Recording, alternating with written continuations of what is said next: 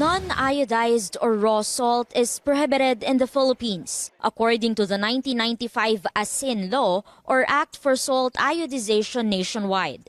It aims to address iodine deficiency, which could lead to goiter and other health concerns. But a Senate hearing shows the law is killing the salt industry.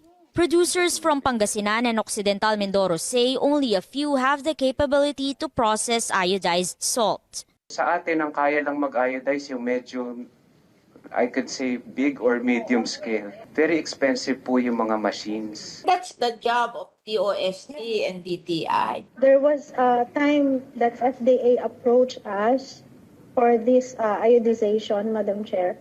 But unfortunately, we do not have yet on the ground the proper procedures. As a result, production is only at 46,000 metric tons yearly.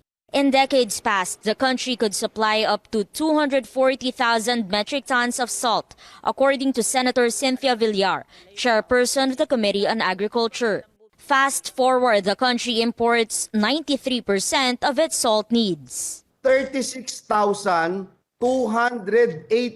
ang coastline natin. Napakalaki po. Pero pag tinignan po natin, ang ini-import po natin yung volume 646 million 686,000 kilograms.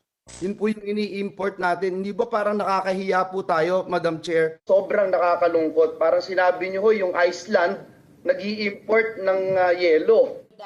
The hearing gets heated as lawmakers learned the country imports raw salt, mostly from Australia. Ano bang malaking kalokohan yan? Di sana pinayagan nyo na lang yung local producer na hindi iodized at ni-require nyo na lang na may manufacturer na mag-iodize.